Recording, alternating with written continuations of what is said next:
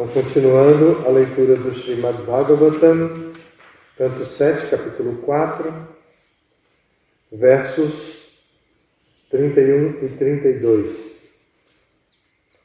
Brahmanya Shila Sampana Satya Sandho Jitendriya Atmavat Sarva Bhutanam Ekapriya Subritama Dasavat Sanataryangri Pitrivad Dinavatsala Bhratravad Sadashesmitho Guru Shishvara Bhavana Vyadartha Rupa Janmadhyo Manastamba Vivarjita.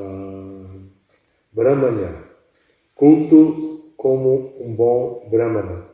Shila Sampana, possuindo todas as boas qualidades. Satya Sandha, determinado a entender a verdade absoluta. Dita Indriya, exercendo pleno controle sobre os sentidos e a mente.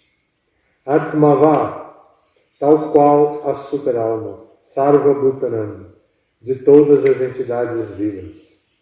Ekapriya, o amado, Suhrit Tamaha, o melhor amigo.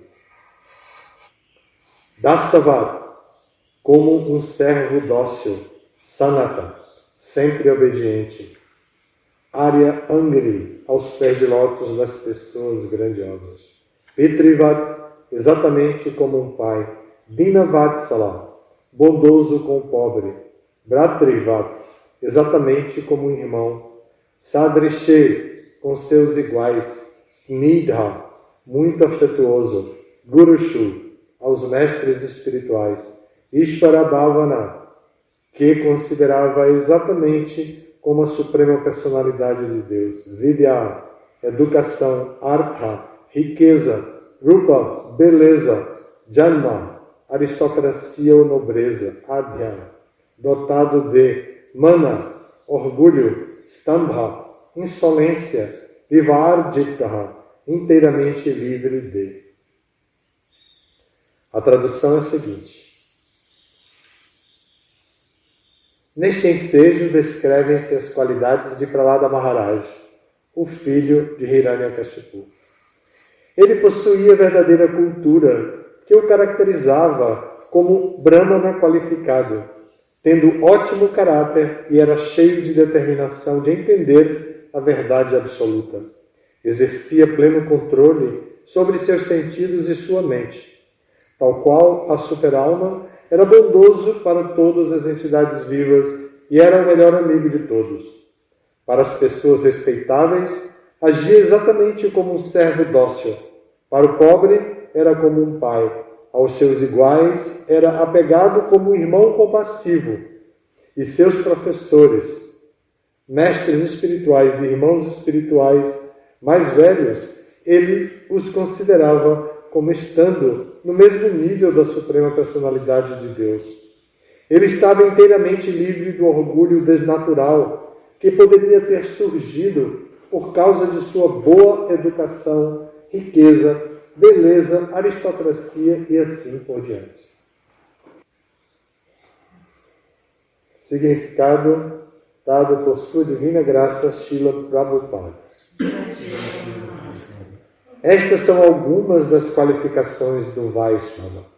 O Vaishnava é automaticamente um Brahmana, porque o Vaishnava tem todas as boas qualidades do Brahmana.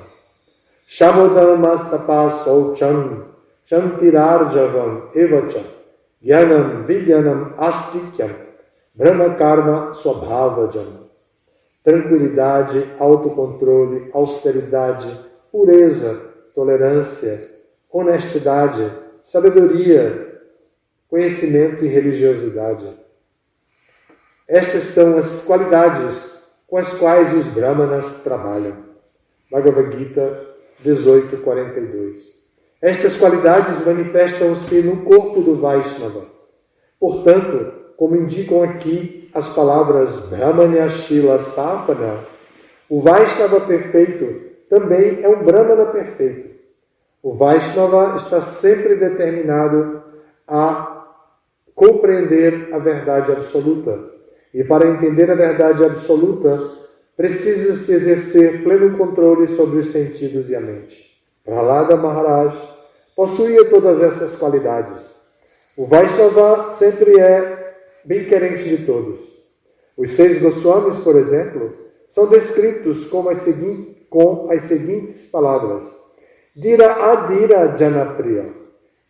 Eles mantinham um bom relacionamento com a nobreza e com a plebe. O Vaishnava deve ser igual com todos, independentemente das posições em que estejam situados. Atmavad. O Vaishnava deve ser como o Paramatma, Ishvara Sarvabhutanam Hridesharjuna Tishtati. O Paramatma não odeia ninguém. De fato, ele está no coração de um Brahmana, mas também está, inclusive, no coração de um porco.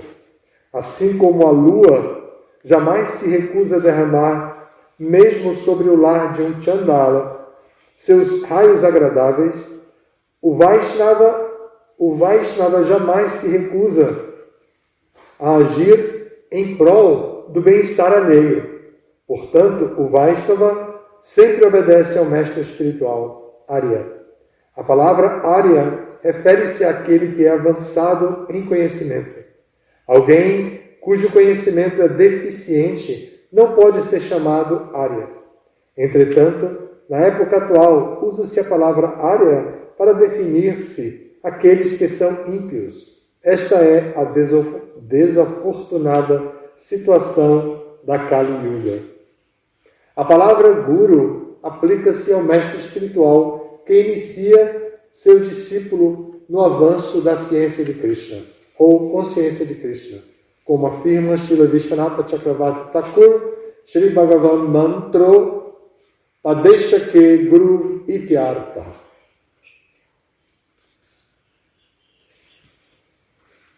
Boa reflexão, né? Aqui nós temos um estímulo muito bom para essa época do ano. Porque é nessa época do ano que a gente pensa, o que eu fiz este ano? O que eu fiz de bom? O que eu aprendi este ano? O que eu estudei? Quantos livros li? Quantas aulas escutei? Será que eu deixei alguma volta de japa pendente na minha cota de 16 voltas por dia? Ou em outras cotas, tem devotos mais novos que ainda não cantam 16 voltas, mas podem cantar 4, 6, 8, uma. Será que eu deixei alguma volta pendente? Será que eu tratei mal alguém? Será que eu ofendi alguém? Será que eu ofendi algum Vaishnava? Então, que virtudes eu desenvolvi este ano? E o que eu vou fazer para o próximo ano? Agora começa em poucos dias, no dia 1º de janeiro, começa um novo ano. O que eu vou fazer nesse novo ano? Que serviço eu vou prestar? Que serviço voluntário eu vou prestar para Krishna? E então, com toda essa mentalidade, ouvir poucos dias antes de o ano concluir as virtudes de um Vaishnava perfeito, como Prahlada Maharaj, nos leva a pensar, a refletir acerca de valores dos Vaishnavas que nós devemos obter em algum momento e ainda estamos na fase de conquista, que é a fase que nós nos encontramos. Esta fase de seguir os princípios reguladores de Bhakti. Esses princípios reguladores de Bhakti que eu me refiro, evidentemente, não são os princípios reguladores da consciência de Krishna como nós entendemos, dados por Srila Prabhupada, e que são básicos, como não comer carne, peixe e ovos, para desenvolver compaixão.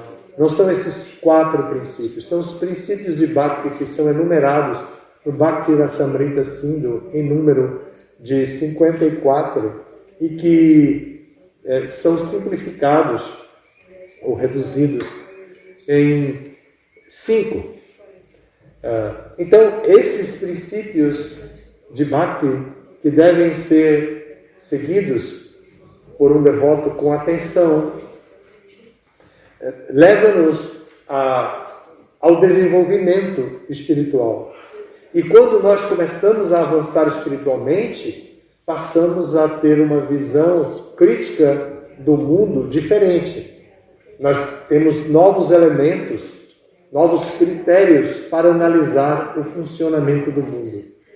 E dentro desses critérios de avaliação do mundo, nós entendemos que estamos inseridos no mundo, no contexto do mundo. E porque estamos inseridos, nós também precisamos ter uma visão crítica sobre nós mesmos. Uma visão autocrítica. Esse é o principal papel de um Vaishnava. É compreender-se a si mesmo. Claro que ele não é tão estimulado a empreender essa aventura de uma maneira egocêntrica.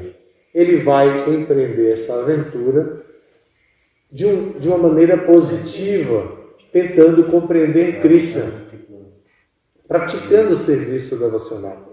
Então ele vai praticar o serviço devocional, vai se desenvolver em serviço devocional e vai começando a observar do que ele gosta, o que ele não gosta, o que ele se atrai, o que ele não se atrai.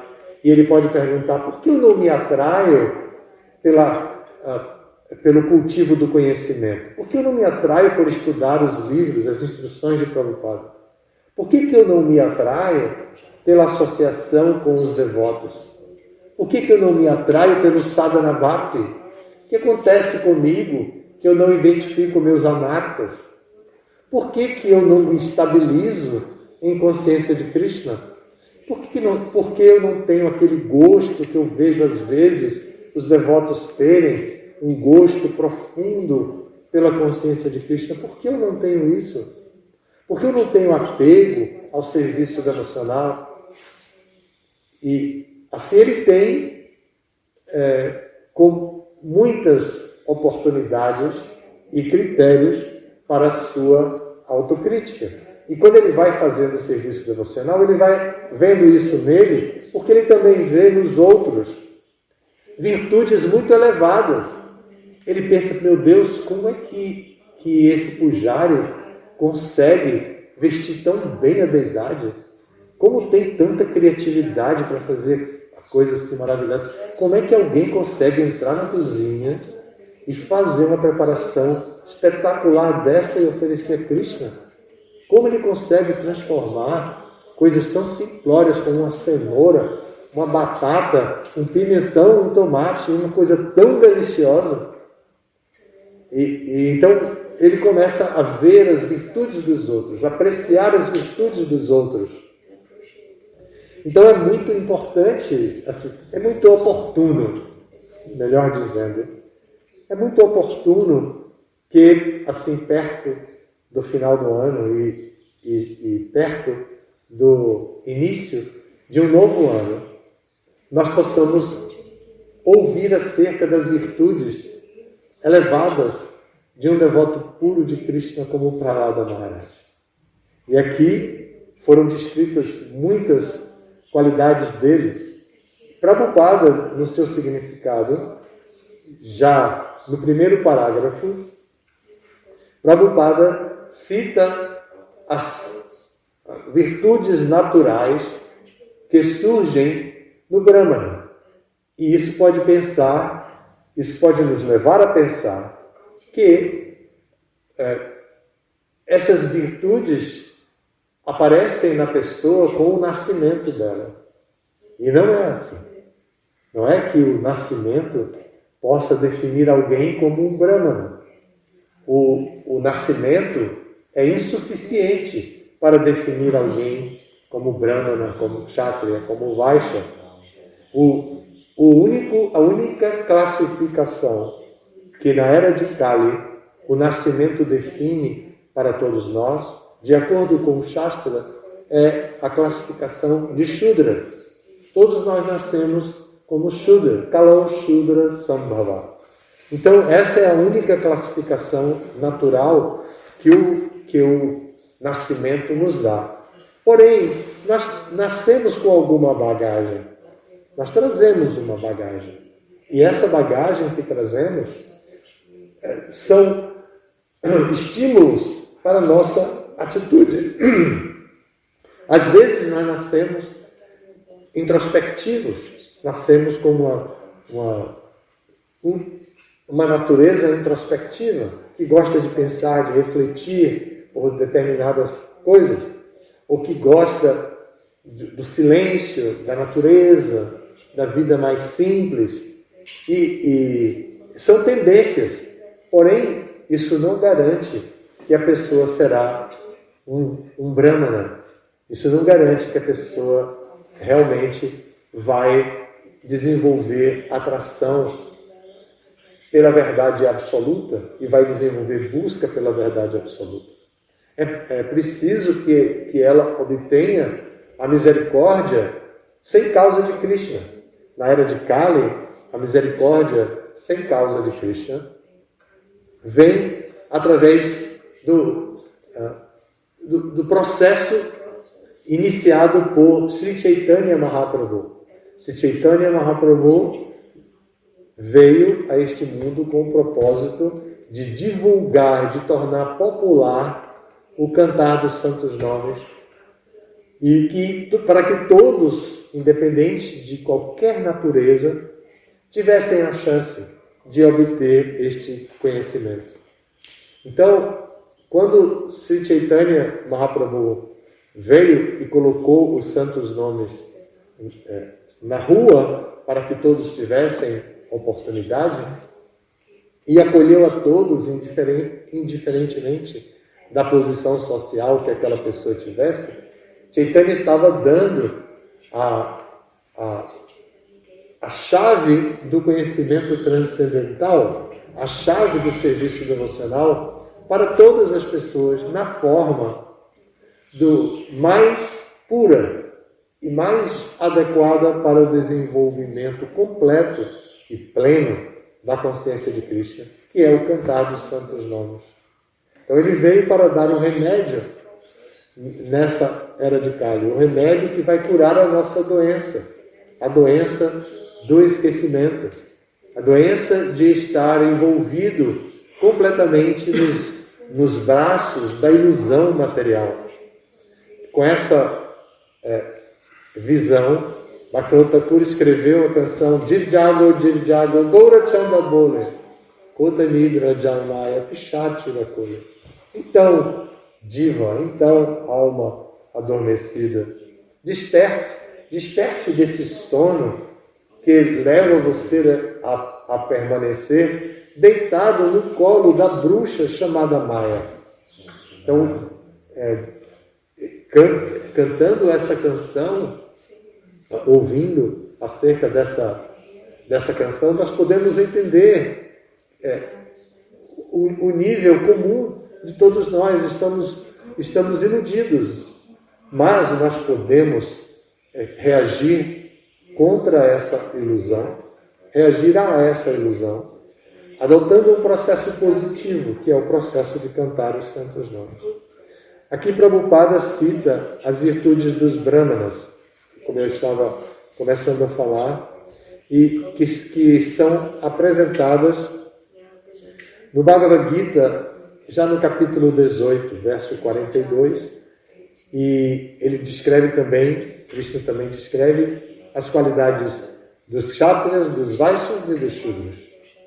Então, as qualidades dos brahmanas aqui são 9. Sama, Dhamma, Tapa, Socham, Shantir, Arjavam, Jnana, Vijnana e Astityam.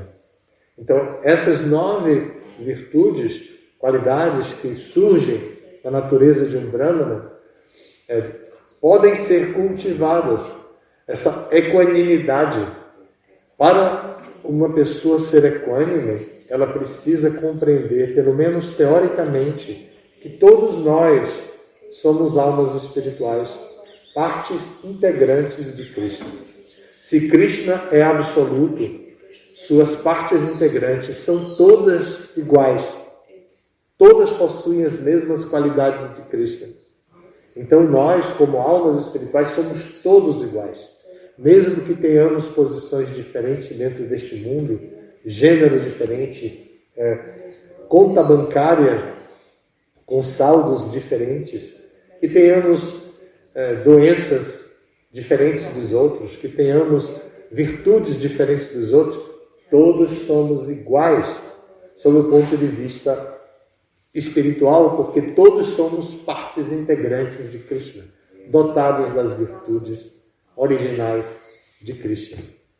Então, para desenvolver essa qualidade de equanimidade, é preciso ver isso e tratar a todos não como objetos que podem ser manipulados dentro da minha realidade, mas como indivíduos, partes integrantes de Krishna,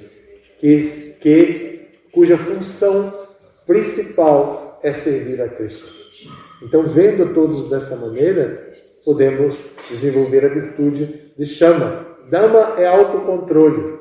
O autocontrole se obtém através da educação a respeito de como utilizar os sentidos a serviço de Krishna.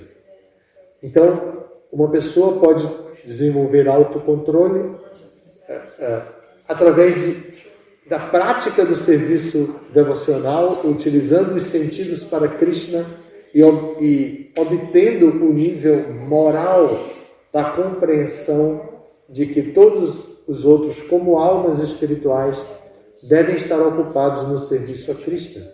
Não devem estar ocupados para o nosso prazer. Não são objetos de prazer. Então, como viver ignorando isso diante deste conhecimento? Assim, se a pessoa reconhece isso, ela vai ter controle sobre os seus sentidos, sobre a sua mente, sobre a sua inteligência, aplicando a inteligência para obter conhecimento transcendental, ocupando a mente para pensar e planejar o serviço devocional a Krishna, ocupando os sentidos em executar os planos da mente que planejou servir a Krishna. Então, assim, a pessoa tem chance de conquistar o autocontrole. Tapasya. Todos devem entender que este mundo é um lugar temporário e não é o lugar onde vamos buscar a felicidade.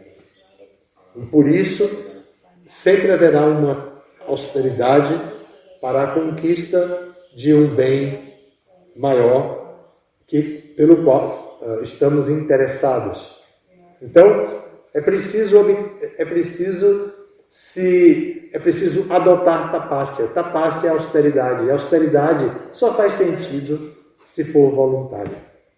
Ninguém pode impor austeridade a outros. Só faz sentido se for voluntário. Por isso, quando se organizam projetos,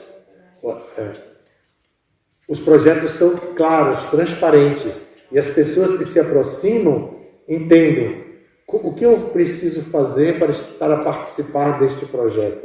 Então, a pessoa entende, vou ter que fazer isso. Estarei eu interessado ou não? Se ela pensa, eu realmente não estaria interessado em fazer essas atividades se essas atividades estivessem desconectadas do objetivo do projeto. Mas como ela está no projeto, eu vou adotar. Então, voluntariamente, eu adoto essa atividade que eu não queria. O nome disso é austeridade. Então, quando nós nos rendemos a Krishna,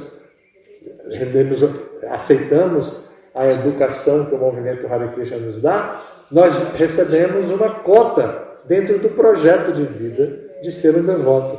Nós recebemos uma cota de atividades.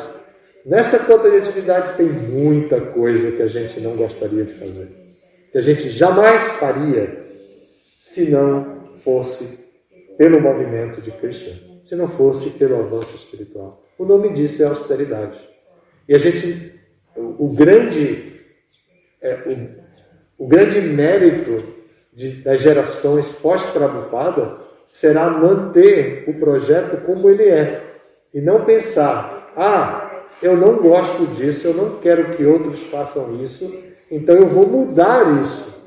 Eu vou mudar isso para que outros não façam tal coisa. E se essa pessoa não fizer tal coisa, ela será mais feliz.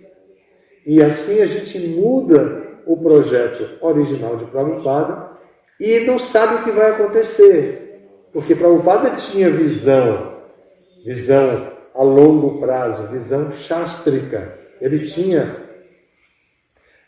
essa visão de acordo com os Shastras. Mas nós não temos.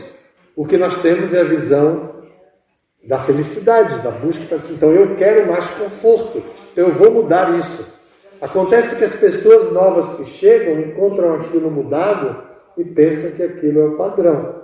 E assim elas vão mudando um pouquinho mais e a gente pode correr o risco de daqui a algum tempo estar com tudo muito diferente em termos de oferta do serviço devocional. É por isso que de vez em quando o movimento tem que dar uma refletida e pensar, peraí, aqui está havendo algo perigoso porque está se desviando das instruções de Prabhupada e eu não posso aceitar que essas instruções de Prabhupada não sejam mantidas. Caso contrário, nós vamos desviar o movimento do seu fluxo. E isso é muito importante para a sucessão discipular. Nós recebemos algo muito genuíno de Prabhupada. O mínimo que nós podemos fazer é passar para os outros o mesmo que recebemos de Prabhupada. Isso é tapasya, essa é austeridade. Não mudar o que Prabhupada nos deixou, aceitar o sacrifício necessário para não mudar o que Prabhupada deixou. Essa é a nossa experiência em termos de tapasya. É claro que isso é compreendido de acordo com vários aspectos da nossa cultura. À medida que o mundo se modifica e exige novas condutas dos habitantes do mundo, das pessoas em geral, nós precisamos oferecer às pessoas em geral condutas de serviço devocional adequadas às condutas que elas têm com o desenvolvimento. Por exemplo, hoje em dia as pessoas estão super motivadas a comprar um bom celular e com este aparelho elas podem se comunicar com todo o mundo em diferentes situações. Elas podem ter as suas contas bancárias ali, elas podem pagar contas através daquele aparelho sem precisar tocar no dinheiro. Elas podem fazer praticamente tudo ali. Então,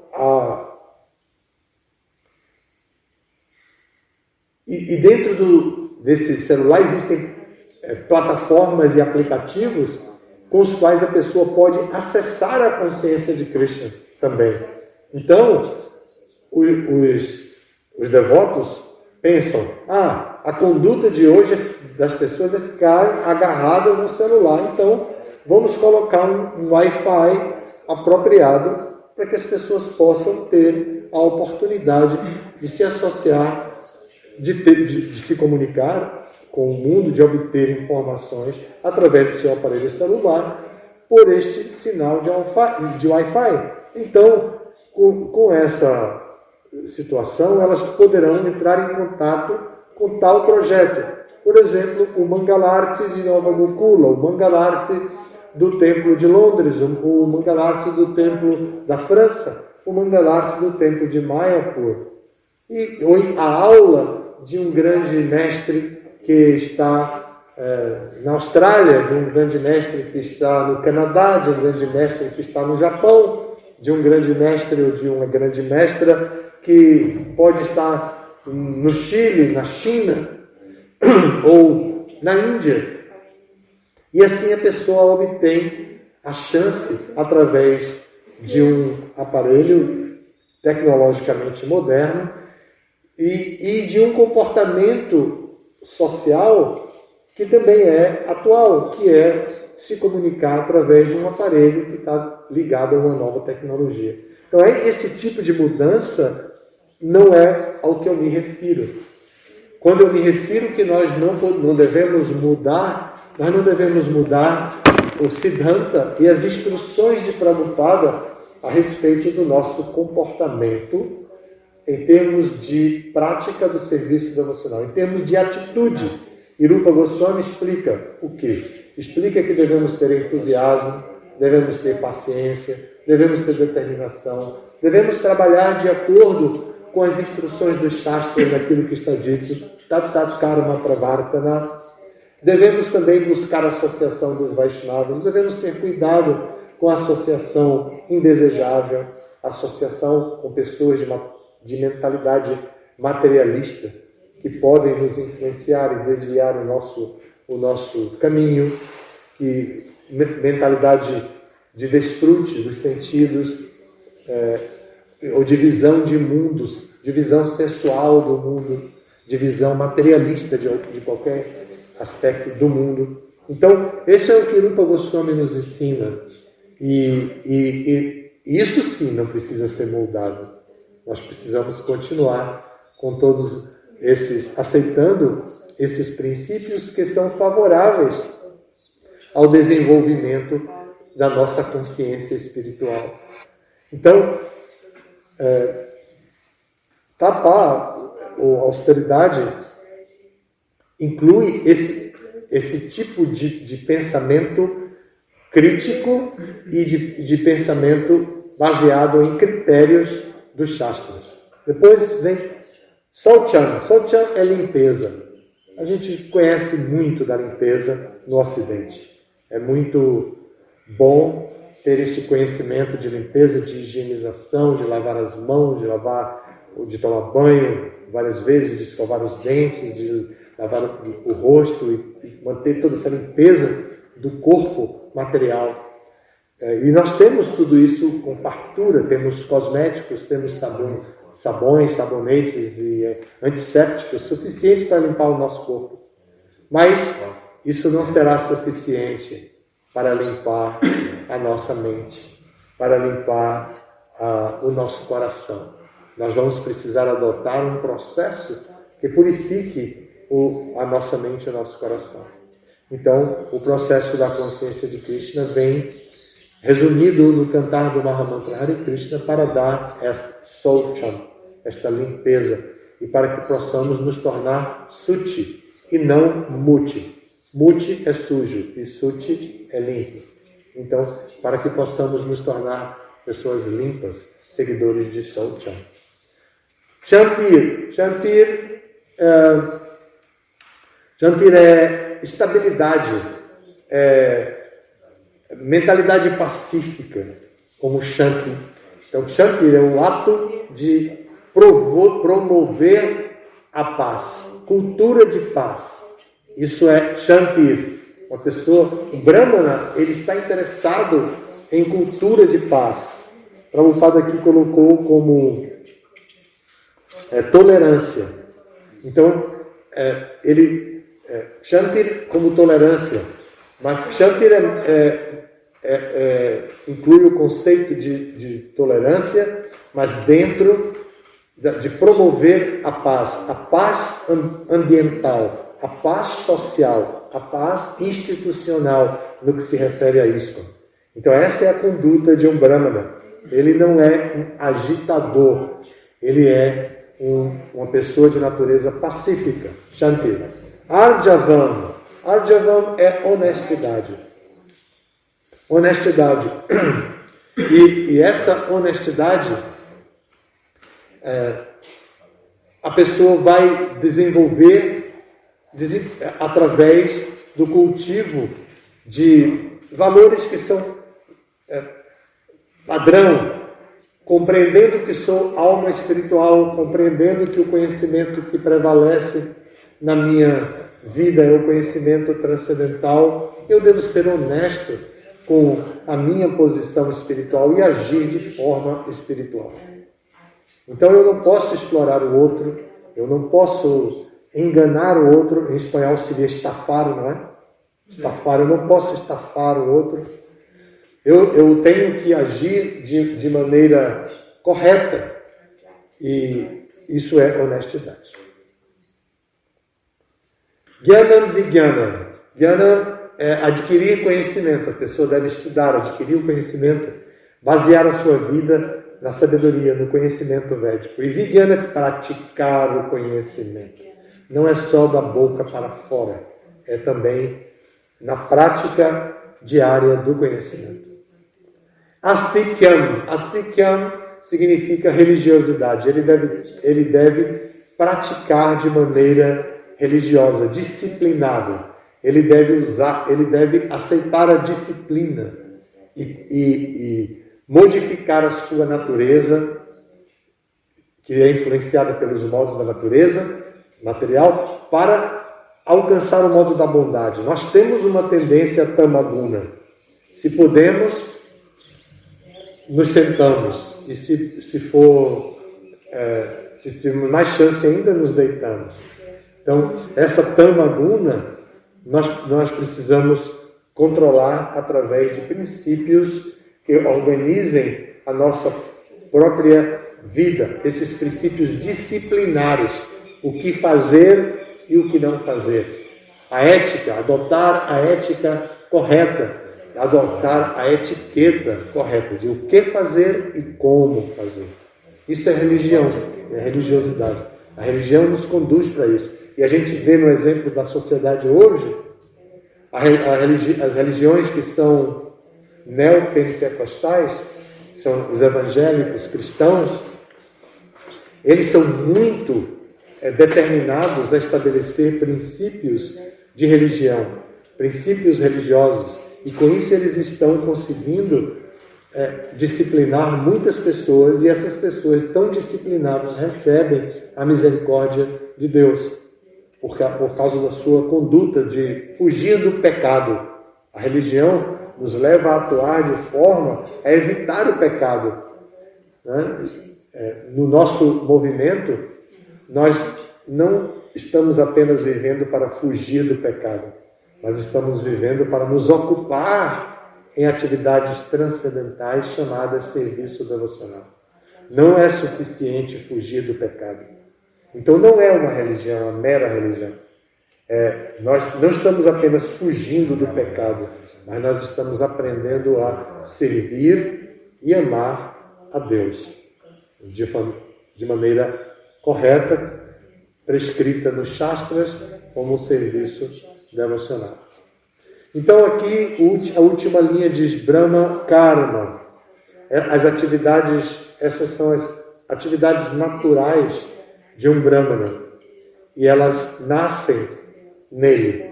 Agora, a hora que vai nascer vai depender de como esta pessoa vive. Então, ela deve cultivar conscientemente essas virtudes.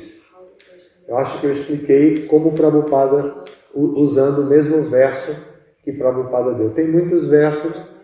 Mesmo o Bhagavad Gita dá muitos valores sobre o que é conhecimento e natureza divina. E mesmo o Bhagavad Gita fala de muitos valores humanos importantes para a nossa conduta. Também no Bhagavatam, terceiro canto, se explica quais são os ornamentos que um Vaishnava tem, que um sadhu tem, sadhu bhushana, os ornamentos dos sadhus. Esse conhecimento é dado por Kapila Deva para sua mãe Devahuti, orientando Devahuti a procurar a turma dela. Ela estava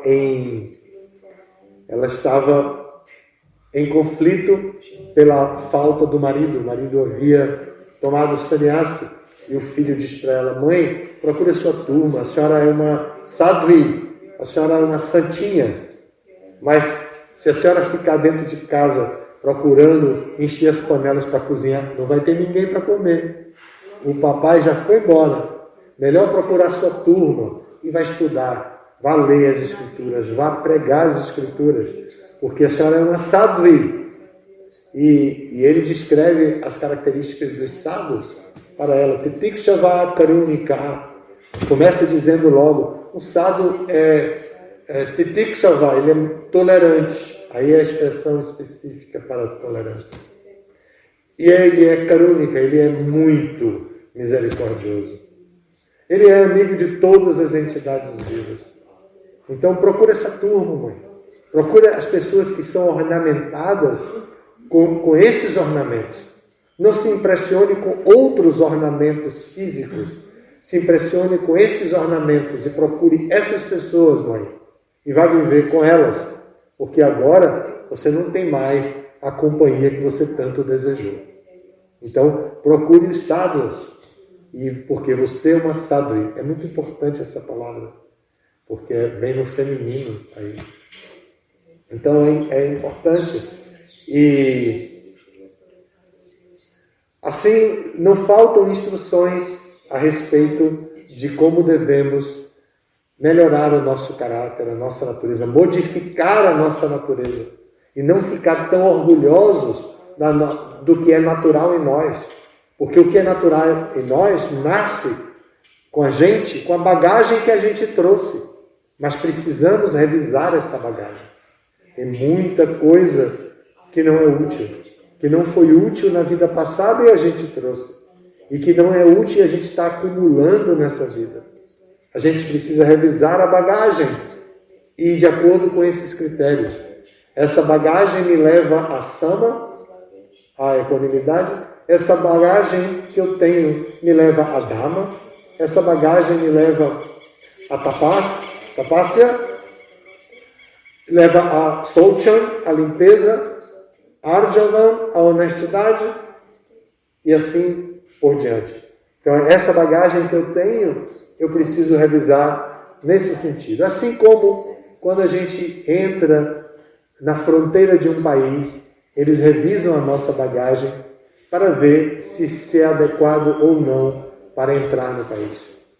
Então, se nós queremos entrar no mundo espiritual, nós precisamos analisar nossa bagagem. E aqui a bagagem está sendo estimulada. Adquira o mesmo que Prahlada Maharaj possui. E o que Prahlada Maharaj possui?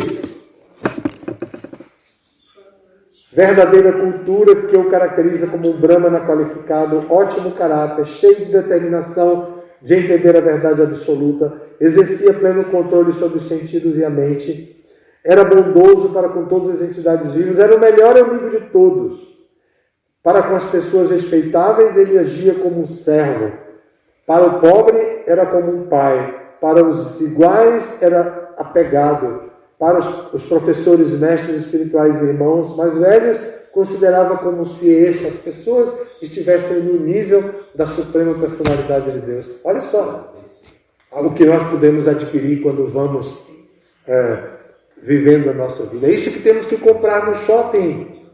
É isso que temos que ir para o shopping comprar. Será que vende essas coisas lá?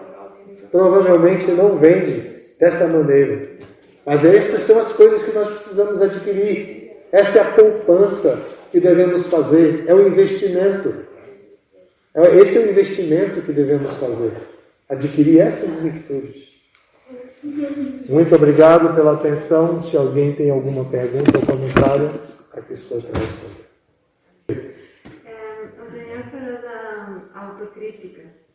Às vezes, isso pode ser transgredido a ser uma autoexigência, né? Como, às vezes pode ser negativo. Como a gente pode encontrar um equilíbrio para isso? Sim, muito boa pergunta. Porque nós temos sofrido tanta crueldade por parte do meio ambiente, por parte da sociedade. Nós sofremos no lar, aqui em off. Está gravado, mas agora nós precisamos fazer uma avaliação que mesmo na nossa família, a família onde nascemos, nós sofremos muito. Nossos pais nem sempre estavam preparados para ter filhos e educar os filhos e acolher os filhos da melhor maneira. Eles não estavam preparados, eles eram jovens, nós nascemos e eles cometeram muitos erros conosco. Quando nós crescemos e vamos para o psicólogo, a primeira coisa que o psicólogo pergunta é: por favor, me fale da sua família. E quando a gente começa a falar, eles entendem que a mãe não agiu correto, deu esse problema, por isso hoje esse meu cliente tem esse problema. Depois eu vou falar sobre isso, mas me fale sobre seu pai, me fale sobre seu irmão mais velho, sobre sua irmã, me fale sobre sua avó. E o psicólogo vai só anotando tudo que precisa para mostrar onde houve erros. Então, sem desrespeitar nossos pais, sem ingratidão para com nossos pais, porque eles fizeram tudo por amor, mas nem sempre por conhecimento. E especialmente, nem sempre por conhecimento espiritual, cometeram muitos erros. Então, quando nós ficamos adultos e quando chegamos no movimento Hare Krishna, nós estamos sofridos, cheios de traumas. Temos a nossa mente, temos a nossa inteligência limitada e a nossa mente muito traumatizada. A nossa psique é uma psique de uma pessoa submetida a todos os abusos possíveis dentro da era de Kali. Abusos, às vezes, até criminosos. Às vezes, nós chegamos ao movimento tendo passado por abusos de natureza criminosa, sem falar dos abusos naturais, assim, sociais. Então, nós ficamos preocupados e ressentidos, nós não sabemos como agir. E quando recebemos instruções como essa, de fazer uma autocrítica, nós fazemos a autocrítica com uma maneira negativa de se ver a si mesmo, sem uma autoestima desenvolvida, sem a compreensão de que eu sou alma espiritual brilhante, eu tenho toda a luz divina em mim, eu sou alma espiritual, por alguma razão eu obtive esse corpo, por alguma razão eu obtive essa mente, e por alguma razão eu tenho essa inteligência e falso ego. Então, todos esses meus traumas são bagagens, são acessórios à minha verdadeira identidade, alma espiritual. Tem muita coisa que eu preciso corrigir, consertar, arrumar, ajeitar. Tem muita coisa em mim. Eu não sou perfeito nesse sentido. Mas como alma espiritual, eu sou perfeito. Então eu preciso ter muito cuidado. Quando eu for me avaliar, eu tenho que respeitar as minhas limitações. Eu tenho que respeitar a minha bagagem. Eu não vou jogar tudo fora. Eu não posso me desfazer da minha bagagem. Eu vou ter outro trauma. Eu não posso fazer isso. Eu tenho que pegar a minha bagagem e avaliar. E avaliar de acordo com o quê? Com os critérios do conhecimento transcendental. Então, esse trauma que eu tenho é genuíno?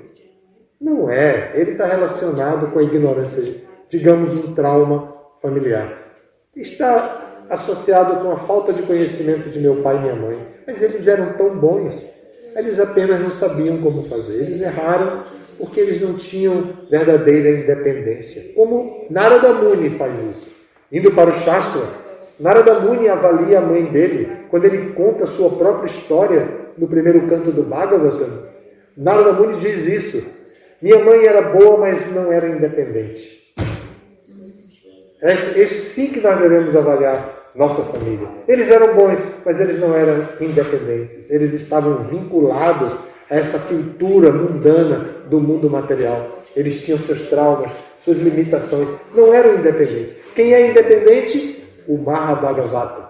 Para Narada Muni, a referência de independência era o Mahabhagavata.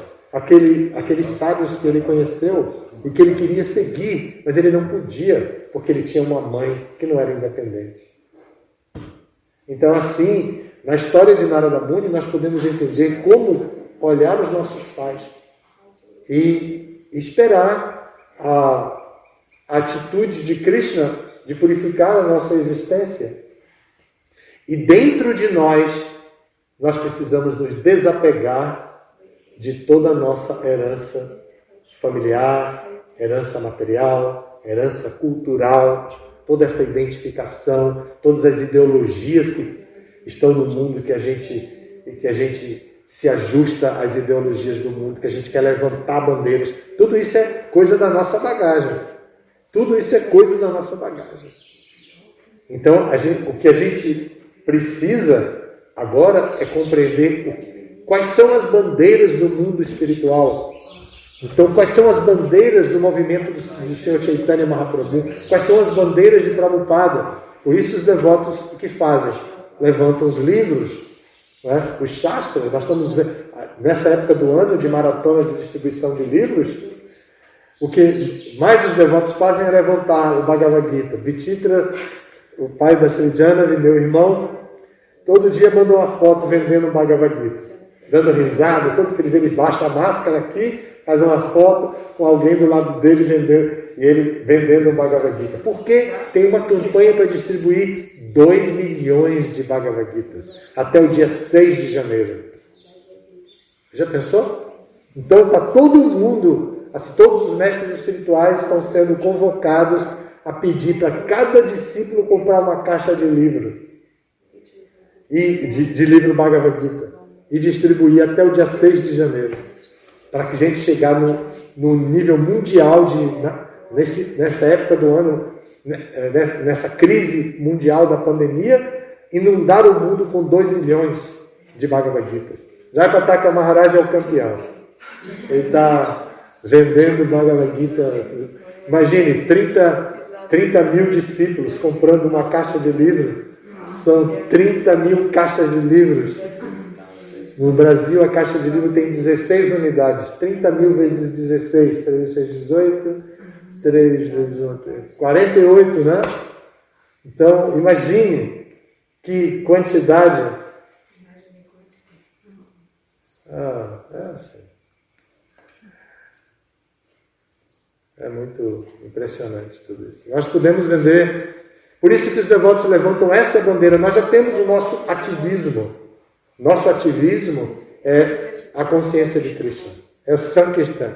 Nós não temos outros ativismos. Nós temos compreensões de projetos importantes para a sociedade. Projetos importantes como o feminismo em sua teoria original de igualdade, oportunidades iguais para a mulher e tudo, né? E o veganismo contra a violência dos animais. Nós temos, mas como devotos, nós já temos, nós nem podemos ser veganistas, ou seja, idealistas pela teoria vegana. Nós nem podemos, assim, nós não temos tempo para isso, porque nós precisamos pensar na distribuição dos livros de Prabhupada. Nós temos que pensar em receber os nossos convidados. Um parênteses para fazer um agradecimento e uma apreciação pública. Ontem eu vinha da cidade com o Guru Krishna, depois de termos ido comprar um material de construção, e fomos parados por um carro da polícia. E eles pararam a gente e disseram: eu estou vindo de lá agora, Guru Krishna. Eu pensei logo, né, com minhas tradições da época, Brasil militar e tudo mais, a polícia ainda é vista com certo assim, cuidado, né? Ele parou, eu pensei, o que é que aconteceu agora? Então ele veio, e aí, Guru? Falou assim, né? Aí, estou vindo de lá agora, falou um monte de coisa sobre o Réveillon, não sei o quê. Depois disse assim, quero dizer que nós fomos muito bem recebidos hoje. Aquela menina de lá nos recebeu, falou 1 hora com a gente. Aí o Guru Krishna perguntou quem era, como era o nome dela. Aí eles demoraram porque disseram Melissa. Então eles disseram que foram recebidos por Melissa, que Melissa pregou por 1 hora para eles, e eles realmente estavam bem iluminados. Então, parabéns por isso. Esse é o nosso ativismo. Nós não podemos perder tempo com outros ativismos temporários, vão mudar. Mas esse não muda nunca. Acolher as pessoas e pregar a consciência de Krishna, esse ativismo jamais mudará dentro do movimento de Prabhupada. Agora outros não, por isso já tem muitos... Quando eu trabalhava fora, era dentista, e eu ouvia muito pregações assim, dos devotos que sentavam, já tem muito dentista nesse mundo, que a gente precisa de devoto.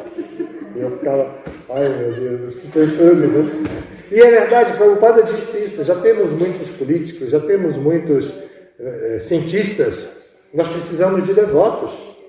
E nós precisamos que as pessoas tenham a chance, então esse é o nosso ativismo. Nós precisamos que as pessoas tenham a chance de conhecer o Mahamantra Hare Krishna para que possam cantar o Mahamantra Hare Krishna. As outras coisas elas fazem depois. Mas nós precisamos cantar.